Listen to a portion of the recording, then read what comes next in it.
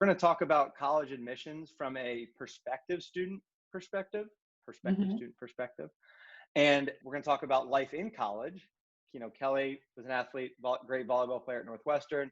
I played golf at James Madison. I think we have some tidbits of information we could share from our own careers, but also probably quite a bit more that we learned, in the field and as we're working with these families and these young men and women through the process here. Absolutely. So, anything you want to say, Kelli, before we get started about maybe how people can find you or really what Capital College and Career does? Yeah, I mean, website or email is kind of the best for me. But yeah, I work one-on-one with students and their families as they kind of plan for college. I work with a handful of student athletes in a variety of sports, so helping them navigate the recruiting and selection process too. But yeah, a lot of my experiences in volleyball and work both with student athletes and regular students as they kind of plan for and then apply to colleges. So yeah, I mean, reaching out and finding my website is probably the best way to get in touch with me. Of Do grades really matter from prospective student athletes and their families all the time? Can we start Right. to unpack that? Yeah. I mean, I think on a variety of levels, yes, they absolutely matter. But whether you have a 3.8 or 3.85 or 3.9, it probably, that variance probably isn't that big a deal. But yeah, I mean, I think as a high school student, one of the first questions a lot of coaches will ask as they get in recruiting conversations is for grades and test scores, just kind of seeing if you would be admissible to their school and someone worth recruiting. So yeah, I mean, I think by having strong test scores and by having strong grades, you make yourself that much more recruitable. So absolutely, most schools have some sort of standards that that athletes need to meet. Not to mention the NCAA, initial eligibility. So yeah, I mean, I think it makes you more recruitable. And then on the admissions side too, whether you're a student athlete or not, grades is the biggest factor in admission. So if you look at the NACAC, the National Admissions College Admissions Counselors, their top two criteria that they look at when reviewing applicants are grades and then course rigor. So how much did you challenge yourself in your high school classes? Wow, that says a lot right there. So, and Yeah. I totally agree with that sentiment. When it comes to recruiting, and if I think the comparison idea is the easiest one to say, like if this player and this player are exactly equal at their sport, right? They have the same amount of upside, they have the same amount of everything going on, and same amount of experience. Hmm. The coach is probably going to choose the one that has better grades or presents a better face to their program, if you will. Carries himself better, has a better personality, is more Hmm. like-minded and gets along with the other teammates there, I would say. Um, Absolutely. Yeah. And at Madison and many other schools, I mean, I think when I'm working in the athletic department, there's usually an appeal process for students that don't meet those sort of criteria that are set by the school. But yeah, I mean, the coach has to really want you on their team to go through all of those hoops to get you admitted. So the better the grades, yeah, just the better chance of getting recruited at a variety of schools. sure, and it also depends on the level, right? I talk to Division III coaches all the time. They say that's the first thing they look at, not the last. Absolutely. I don't think in many cases it is the last. So can we unpack those things that you were saying? So we talked about grades. We talked about standardized testing, and then Hmm. I'd also like to talk, maybe back up the step and talk about how to prepare for those standardized tests. Is there any level of hierarchy when it comes to college admission? Like, are grades more important than test scores, or does it really just depend on the school? Yeah, I mean, across the board, grades are almost always more important than test scores. Okay. So I think, yeah, high school grades and then the courses taken in high school. So most admissions reps are kind of talking about, like challenging yourself appropriately. You don't burn out and take every AP if that's going to be a struggle for you. But if you're doing really well in your classes and you can take an honors or an AP or an IB level curriculum, go for it. Hmm. So I think though those are definitely the top two, seeing that you've kind of pushed yourselves in the areas that you do well in. And then after that, usually kind of number three is test scores. So, um, there's a handful of schools that don't require them or are test optional, but I think for the most part, schools that are asking for requiring test scores kind of look at that as point number three when they make admissions decisions.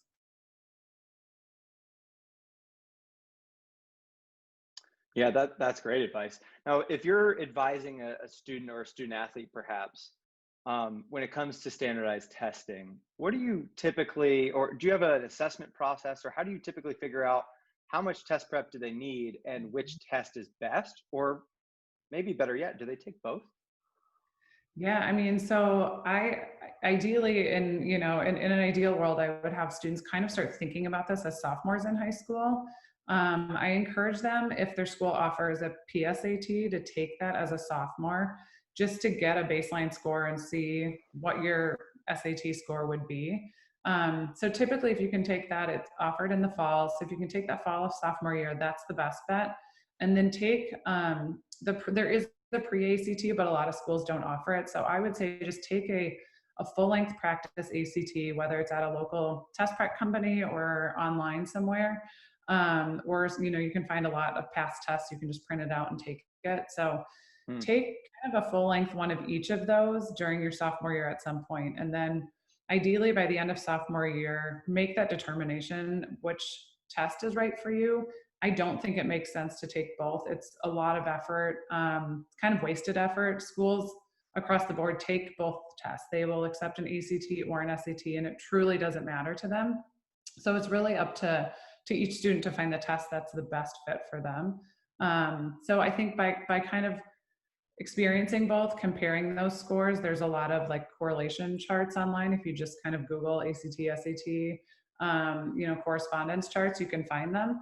And then see if there's one that felt better too. Some students really enjoy one over the other. I mean, in very general terms, the ACT is much quicker paced, but kind of sometimes a little bit easier questions, whereas the SAT, you have more time per question, but the questions can be a little bit more advanced.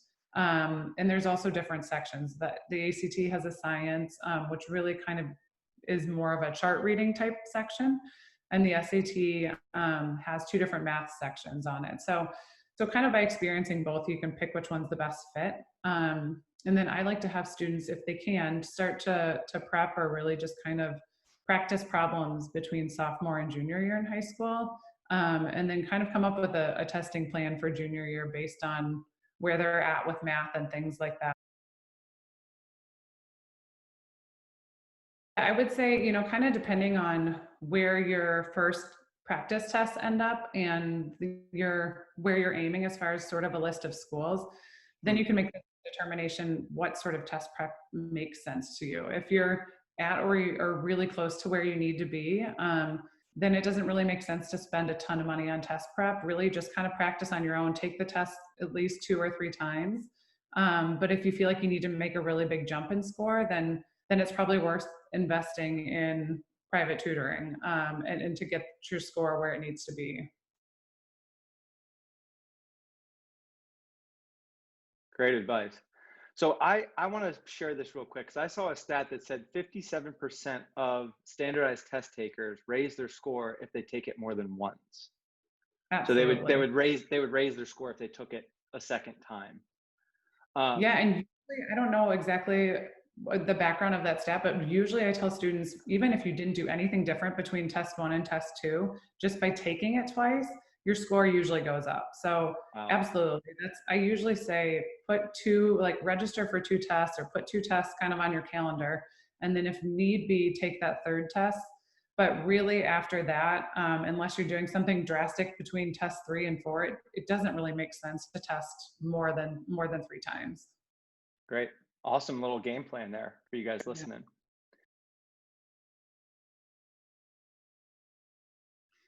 Yeah, I mean, I think so. Most schools are going to require obviously an application, and more and more schools are adding to the Common App every year. So I usually have students kind of work on that if they can, the end of junior year, summer between junior and senior year, start filling out all of those pieces.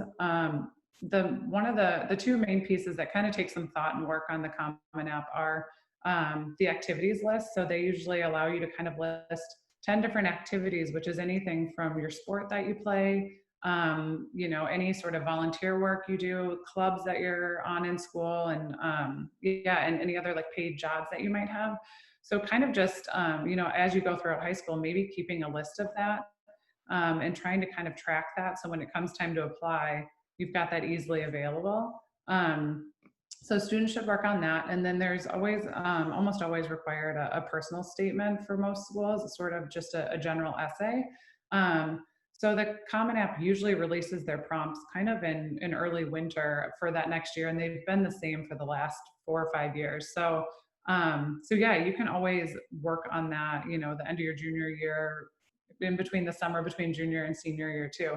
That's a great time to get that writing out of the way before school kicks up again in the fall, and sort of fine tune that over the summer. So those are a handful of things. And then, like you said, obviously your test scores you'll have, but the other main thing too is thinking about teacher recommendations. So if you can get ahead of the game and ask your high school teachers in the spring of junior year, that's a great time to reach out to them and just kind of give them a heads up so they have time to do it over summer if they want.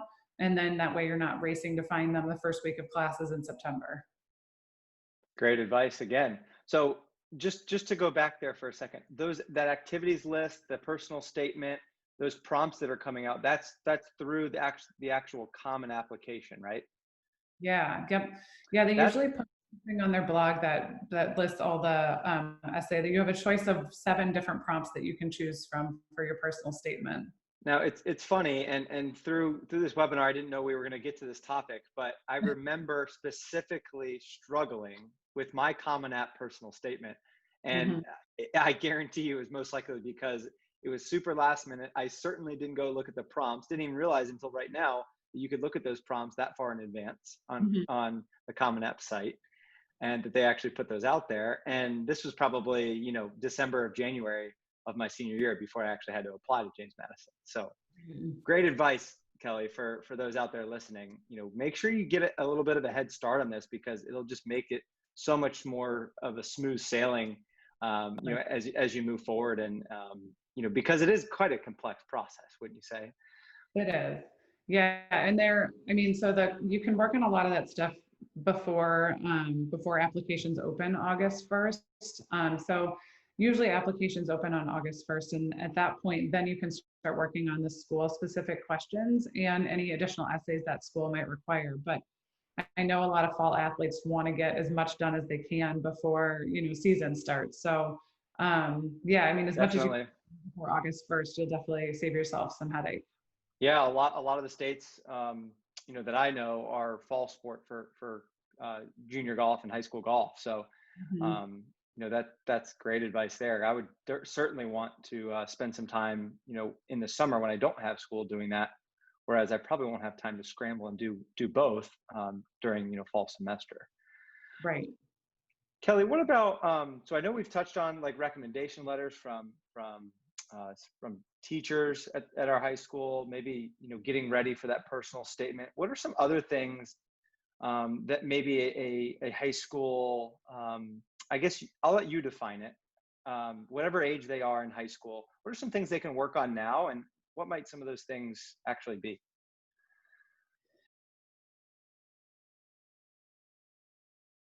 Yeah, I mean, I would say, yeah, I mean, as you kind of go throughout high school, any student, not just student athletes, should really kind of think about where they can find some leadership roles in some of their activities. So that might be through their sport. Maybe they can be a captain or even just organize summer workouts for their team, take their own sort of initiative to be a leader, Mm, or think about other things that you might be passionate about outside of sports. So if there's a subject or a topic or kind of just an issue that you're passionate about, find ways to get involved in that through volunteer or paid work or even just shadow experiences. So that kind of stuff is great, and it will really, when you get to that point of trying to write a personal statement, if you've had more of those experiences, you'll have a lot more content to draw from, and to write your essay on. But not only that, I mean, I think colleges really look for individuals that kind of take initiative or take time and energy to figure out what they really enjoy. So yeah, I mean, I think any of that kind of stuff is great to work on. And then obviously, yeah, I mean, just kind of finding what subjects that you excel in and try to challenge yourself in those. So whether it's taking a, a summer class or a summer camp, or just kind of taking that next level class that maybe is going to require a little bit more effort, but it's going to show that you have that initiative and you're willing to put in that extra effort. So those sort of things are really, really important. Absolutely. Well, that was excellent advice as well. If I think looking at your business, looking at mine, I think there are some similarities.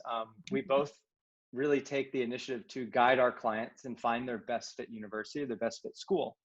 Kelli, what are some basic benchmarks things that we can do, going into their senior year, starting to really understand and narrow down that list of schools to maybe, 3, 4, 5 schools? What are some things that you really want to check off and look for?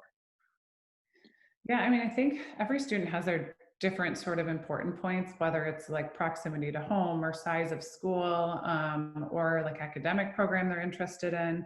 I would say kind of figure out, it's always helpful to get on campus. I think it's really hard to talk hypothetically about colleges if you've never visited one. So I always tell students, and I would love to hear kind of your side of things as you connect with coaches on the recruiting side, but just try to get on campuses, and if you can, maybe even before your junior year, sophomore, junior year, just to see what college is like and start to get a picture of what sounds interesting to you.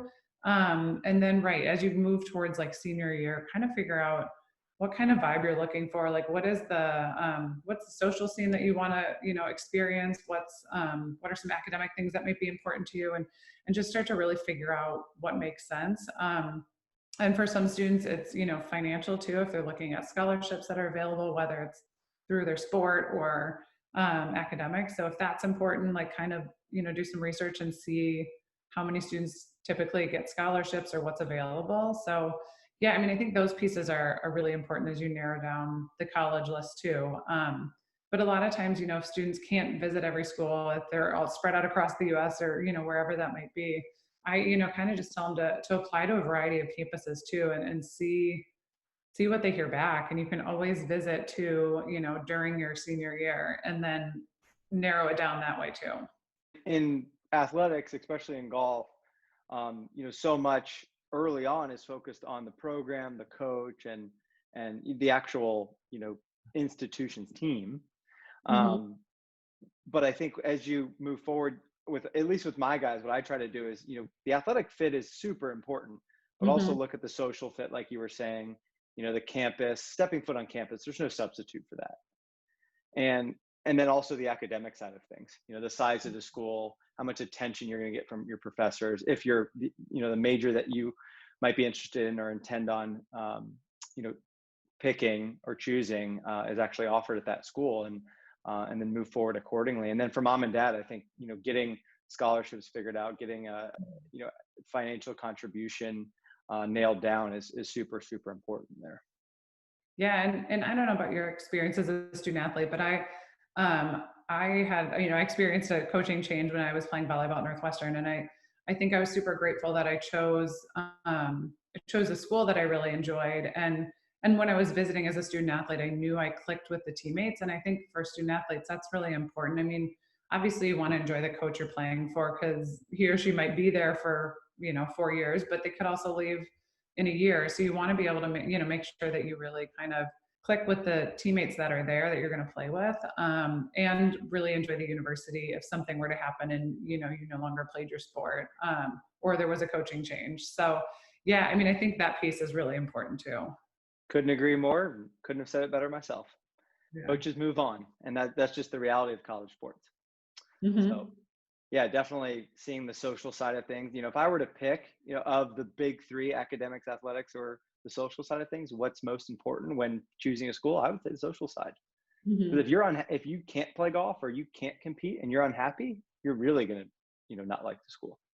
Right. Um, but if you get hurt or injured, or if your coach moves on, and you really enjoy the people of the school, you really enjoy the feel of the campus and everything that goes on in that town, let's say, you probably could still have a great experience in college, and that's Mm-hmm. super important. Absolutely. knowing when and what to study was really important. I think, I mean, college is different where you might have pockets during the day that you don't have class. So for me, I just know that I'm not a night owl. And so figuring out when you study best, for me, I was able to, if I could take an hour or two, if I had time, between classes and just get some stuff done, I would do my best to fit it in during the day if I could. And then I think too, just knowing college classes have an insane amount of reading, and you kind of just start to learn that you don't have to read every single word and every single page. So just trying to, kind of figuring out each class what was required and how you could kind of get by without really critically, reading or going through every single page, because for me that was just not realistic. So figuring out when I could skim or when I had to, go back and make notes or things like that, or if just a paper was due, maybe I'll go find the important points and do that piece of it. So I think learning how, how each professor, how each class was structured and doing what was needed to do well in the class, but maybe not doing every single thing needed.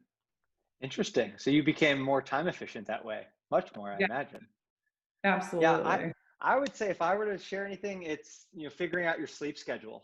I Mhm. remember those first, waking up for a 5:30 a.m. workout. You'd wake up at, well, we woke up at like 5:10, 5:12 to be more Mhm. exact, and we'd hop in the car and we'd drive to the gym.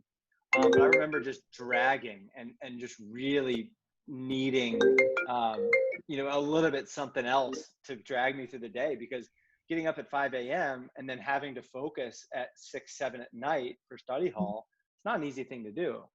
So I think eating and sleeping right, like it sounds so simple, so ordinary, and so easy, but if you're not going to sleep at the right time and getting your Z's, Right. you're really just not going to be at it the next day. So I think that was the biggest thing for me. And then also communicating well with professors. I like Yeah. to communicate. It's something that I'm good at, but I saw some others that, as a golfer, we played 4 or 5 events in the fall, and then we'd miss a couple other days for some practice travel, and then we'd miss seven events. So sometimes, 10, 12 days in the spring, quite a bit. I think Mhm. golf is second most missed, for class time missed, is second to baseball in the NCAA. So that was really difficult. So what we would do is we'd bring those schedules to our professors and then map out a plan with them early on. Just shake a hand, just look in their eye, and tell them, that you're happy to be in their class and that you're really looking forward to the opportunity. But there's going to be, certain obstacles around, always being in class, and also, competing as a student athlete at that school. Um, Yeah, Most absolutely. professors will be understanding, hopefully, but I know there are some schools where professors really don't care, and a lot of times you'll either have to, drop that class or withdraw from a class like that, or find an alternative with a professor that's a little bit more understanding. Absolutely. I mean, I think it's really important, both kind of like working on campus now and working with student athletes in the past. I mean, I think communication is really, really important. So I mean, I think just knowing that I teach classes now, and students that reach out ahead of time, that need an extension or are going to miss something, I almost always am pretty lenient with it. And so I think communication is so important. And I think just kind of using your resources too. I mean, as a student athlete, like I became, really close with my academic advisor, and which is probably one of the reasons I went into the field that I did. But she was so helpful in directing me towards, like you said, professors that maybe are more forgiving for student athletes or just willing to work with student athletes. And then also just kind of using those support tools, the tutors and things, or people that can, a writing center that can help you. So all of those things are on campus, and usually, in a study hall or something, they're pretty readily available. So just making use of it and not feeling like a failure to use those, but just being smart with your time by using those resources. Yeah, agreed, for sure. Something I probably didn't do quite enough is, tutors were one, they were free and they're very accessible. We just had to make time for them and let people know. I think that's the hardest thing for most student athletes, is just saying, "Hey, I do need help," and realizing that, and just being vulnerable enough to, and honest enough to seek help. Hmm. So great, Kelly. Thank you so much for joining us today. Thanks so much for your time. That was a really excellent conversation, from everything from college admissions and everything we need there as a prospective student or prospective student athlete, and then what it was to be like a student athlete in college, and we got to share some of our experiences. So that was a ton of fun. Thanks so much. Absolutely. Thanks for having me.